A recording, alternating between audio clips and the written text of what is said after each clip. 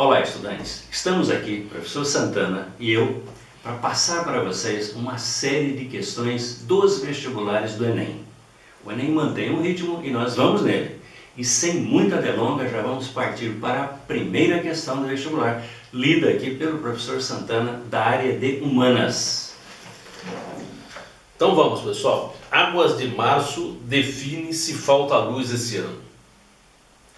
Esse título de uma reportagem em jornal de circulação nacional pouco antes do início do racionamento do consumo de energia elétrica em 2001. No Brasil, a relação entre produção de eletricidade e utilização de recursos hídricos, estabelecida nessa manchete, se justifica por quê? Então vamos lembrar primeiro que estamos num país tropical. Temos um período de seca e um período de grandes chuvas. A gente vai atentar bem para esse detalhe.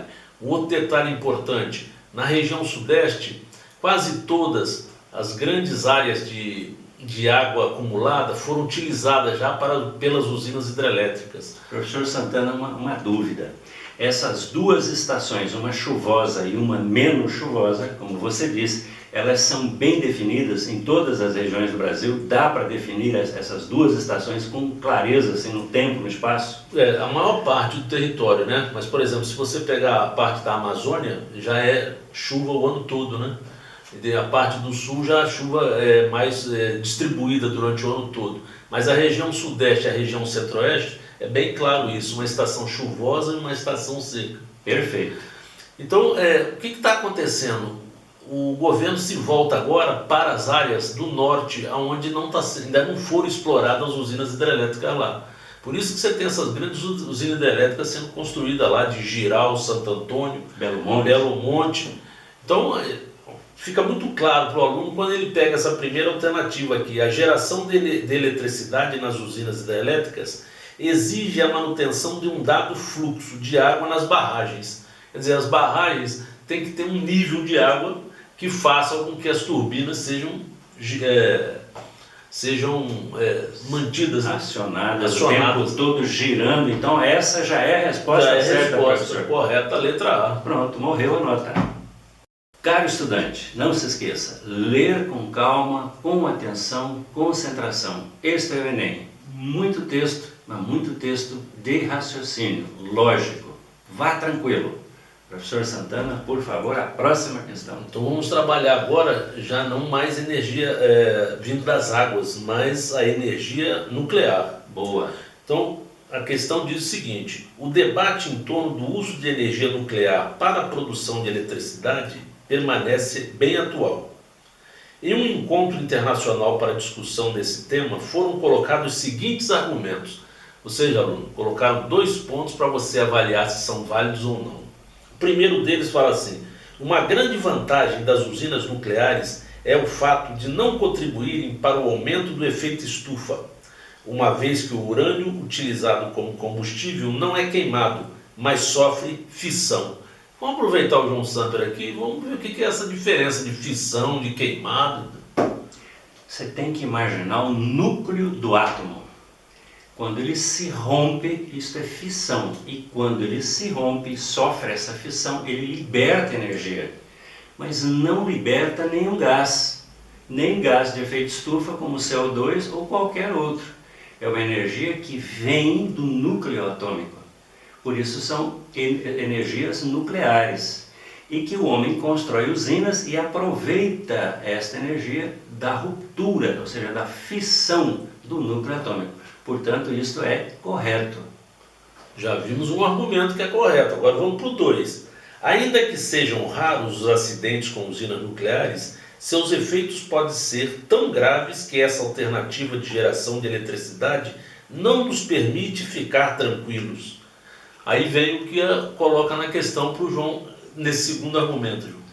O grande problema das usinas nucleares é justamente esse. Vamos lembrar vários acidentes que já aconteceram. Estados Unidos, Three Mary Island. Não foi um acidente gravíssimo, mas houve vazamento de radiação. Depois dele, Chernobyl foi o mais grave, na Ucrânia, na antiga União Soviética.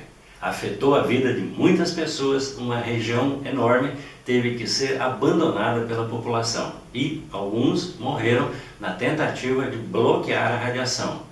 E finalmente Fukushima, quando aconteceu aquele tremendo tsunami e as águas chegaram até a usina de Fukushima, também vazou radiação, um problema muito sério. Então o item mais importante para a usina nuclear chama-se segurança. E mesmo com toda a segurança pode haver a falha, tanto dos mecanismos como do ser humano que os controla. Então veja, pessoal, se você puxar pela história, lembrando de fatos, fica fácil você chegar na letra D. Ambos argumentos são válidos para se compararem vantagens e riscos na opção por essa forma de geração de energia.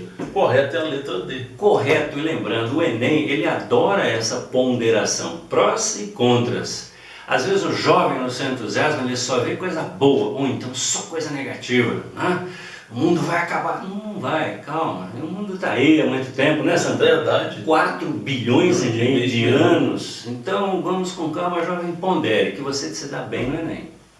Correto é a letra D. D de dado. Legal. Então vamos agora partir para a nossa seguinte questão. A maior parte dos veículos de transporte atualmente é movidos por motores a combustão que utilizam derivados de petróleo. Por causa disso, esse setor é o maior consumidor de petróleo do mundo, com altas taxas de crescimento ao longo do tempo. Enquanto outros setores têm obtido bons resultados na redução do consumo, os transportes tendem a concentrar ainda mais o uso de derivados do óleo. Perfeito, isso é verdade, não há dúvida. Então, e ele fala em motores a combustão, né? Hoje, motor a combustão ou esse é poluente, porque ele pega a gasolina ou álcool também, que ele não fala aqui, e reage com o oxigênio do ar. Aí tem uma explosão dentro do motor por causa dessa combustão, ou seja, por causa dessa queima, e ele libera CO2 e CO também. Junto com o CO2 ainda sai um pouco de monóxido de carbono, que são poluentes, que são também elementos que aumentam o efeito estufa. Se aumenta o efeito estufa, você tem que estar ligado. O que mais, Santana? Agora veja como é que ele coloca a questão para a gente. O impacto ambiental da tecnologia mais empregada pelo setor de transportes e uma medida para promover a redução do seu uso estão indicados. Então, antes da gente falar da alternativa, ele quer um impacto ambiental. Isso. E mais uma medida para reduzir esse problema. Ok? Ligado? Então são duas coisas. Vai lá, Santana. Na letra C ele fala assim, derretimento das calotas polares. Seria o caso do efeito estufa, motor a combustão jogando CO2, dióxido de carbono, que é um dos gases que provocam o efeito estufa. Muito bem. Isso também levaria ao derretimento do gelo nas calotas polares? Não só o gelo das calotas polares, mas em geral das montanhas, etc. Né? Então tá. Uma já foi, é isso aí. E a outra? Incentivo aos transportes de massa. Bom, imagina você, São Paulo, Rio, qualquer cidade brasileira, carregada de automóveis, transportando uma pessoa, 2, 3, no máximo, né? E um coletivo, e um transporte de massa, leva 40, 50 e alguns ônibus desses biarticulados levam mais pessoas ainda.